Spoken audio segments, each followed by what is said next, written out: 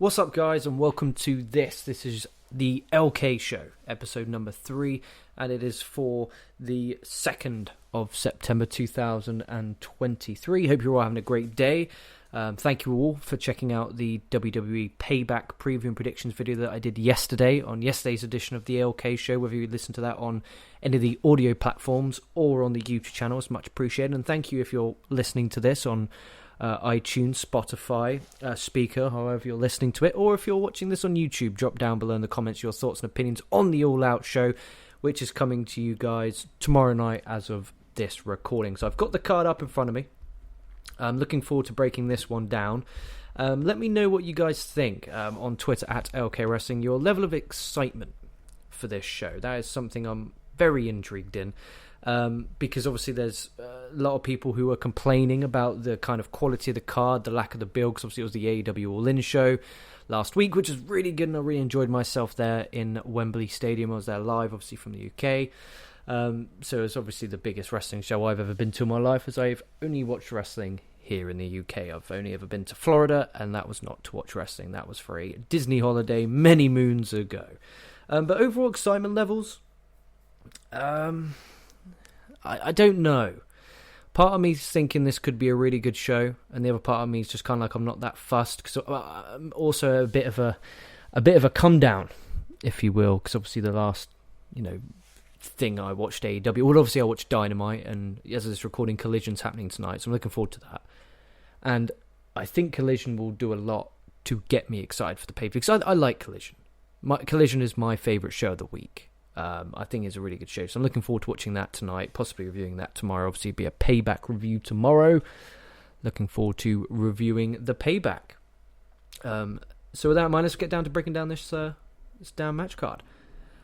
So this is off Wikipedia. There's nothing announced for the 0 hour as of yet. There usually is. It'll probably be just some match thrown together, maybe even from Collision. But Luchasaurus will be defending his TNT Championship against Darby Allin.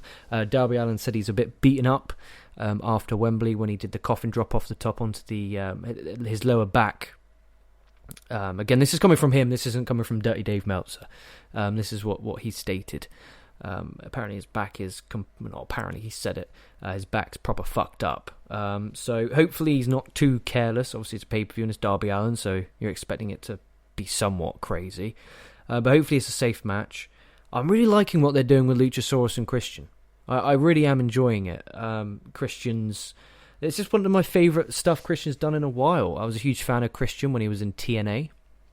Enjoyed him when he went back to WWE. Obviously enjoyed his stuff with Edge. And that's the big rumour going around, isn't it? That Edge is on his way to AEW. Whether he'll be here at All Out, who knows? I don't know kind of what the contract situation is, whether there's a release clause or 90-day non-compete, whether that doesn't exist, or when his contract actually finished. So it'll be interesting to see. And if he even does go to AEW, he may not even want to. But regarding Christian, it would be great to see Christian Cage and Edge, face FTR, face the Young Bucks. I think it would be really, really cool. And then I was speaking to one of my friends earlier, wouldn't it be amazing if they did a Canadian stadium show, presuming Canada have stadiums, for Christian and Edge's retirement? That would be absolutely magical. Prediction-wise, I'm going Luchasaurus, man. I'm sticking with Luchasaurus. The stuff with Christian Cage is working, and we move on to different things. Excuse me.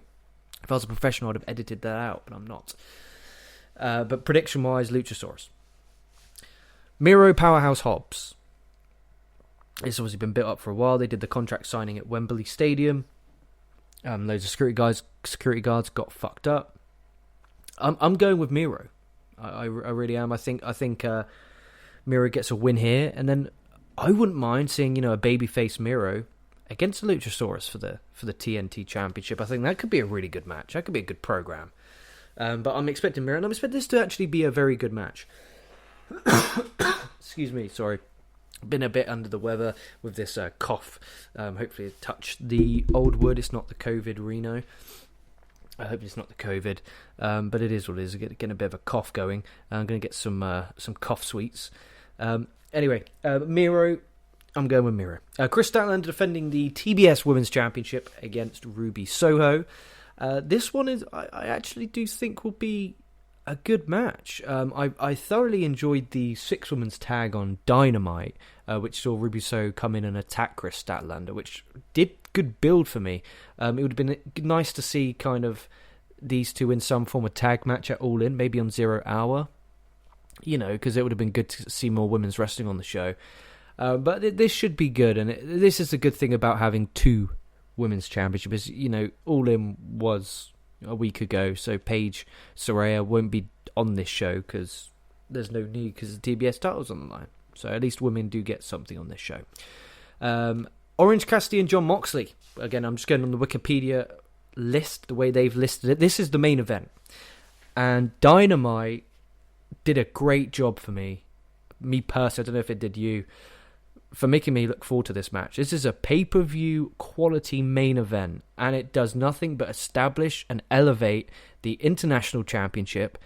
It's elevated Cassidy. Jon Moxley's already a superstar, but it's elevated Cassidy, and this is what we want from this International Championship. Make it feel like a top-tier championship, and I do feel they've done a good job with that.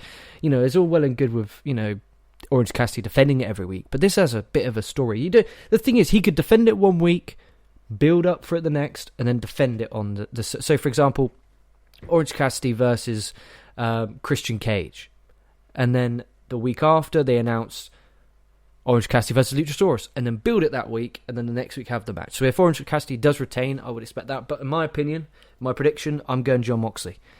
I think we give Mr. Orange some time off. I think he's worked his fucking ass off, and his body, storyline wise, is a bit battered, so keep him off TV, and then when he comes back he'll be fresh, he'll be hot, and then heck, give Orange Cassidy and Jon Moxley on TV, give him a rematch. But this should be a really good match. It has that main event feel to it. The promo that Orange Cassidy cut on Dynamite was absolutely brilliant. It's his first proper promo, obviously in character, and it was just absolutely brilliant, and I'm looking forward to that one. That's going to be my match I'm looking forward to, which I'm glad is the main event. Kenny Omega is wrestling Konosuke Takeshita in a singles match, which should be a barn burner. Takeshita obviously doing great stuff in AEW with Don Callis. He did some great stuff with DDT. If you listen to this on the SOS Wrestle Talk YouTube channel, go back in the archives, you'll see me and Dion review several DDT shows that Takeshita was in. And it was a good time. I remember watching Chris Brooks in midair jump off this balcony as Takeshita did and hit a cutter through a table, which was brilliant. I need to get back into my DDT, man. I really, really do. I need to get Wrestle Universe again and jump in head first into some Noah and DDT. Because there's only so much of the WWE and AEW stuff I could take. I like mixing it up so it keeps it all fresh. Prediction-wise, you got to go Mega. It would be great if Takeshita won, just because it would really, really elevate him, especially in a big match on a singles match on a pay-per-view. It would do wonders. But Takeshita got the win in London. I think Omega's going to get the win here. Expect this to be probably the match of the night, wrestling-wise. Then we have Bullet Club Gold, which is the Guns, Jay White and Juice Robinson against FTR, which is Cash Wheeler and Dax Hardwood, and the Young Bucks. This is non-title, it's an 8-man tag. This kind of culminates all the stuff that's been going on with Collision, because obviously Jay White, Juice Robinson, and the Guns have been doing stuff with FTR and CM Punk. And also Young Bucks and FTR have had a rivalry heading into All In. So I like this. I do think this sets up for a big, big match on Dynamite between FTR and the Young Bucks. Or this becomes a triple threat. I wouldn't be surprised if we get the Guns versus FTR versus Young Bucks sometime down the line, either on a Collision or a Dynamite. But this should just be a really fun match. Probably start the show. Wouldn't be surprised if this started the show, kind of get the crowd hot. But it should be alright. Then we have Better Than You, baby. Adam Cole and MJF defending the Ring of Honor Tag Team Championships against the Dark Order's Alex Reynolds and John Silver. Lots of people online not happy with Dark Order winning. A lot of people wanting Aussie Open, including you, Dion. I, for one, think that Dark Order should be in this spot. I think they're a really good fucking tag team. I think that they haven't been booked great since they've kind of stopped this Hangman Page stuff with the Dark Order. So this kind of re-elevates them. And I would like it if they won. Dark Order aren't doing anything in AEW. They're really not. In all due respect, and I love Dark Order. I think they're great. They're not doing piss all. So here, they can win the Ring of Honor Tag Team Championships, and they could do stuff every week on Ring of Honor TV and make Ring of Honor TV a better show. That's that. I watched a bit of Ring of Honor TV, actually. I was going to review it yesterday. I watched Zack Sabre Jr. and Grand Metalik. That was a good match. And then there was I think there was a Shane Taylor match. And then there was this guy, he was like begging Maria Kanellis to come to the ring with him, and I was just like, oh god, I'm alright. But yeah, I'm expecting this to be fun. I wouldn't be surprised if this kicks off the show, actually, but this should be good. I'm hoping for the Dark Order win there, and it gives them something to do. And do we start the tension between Adam Cole and MJF?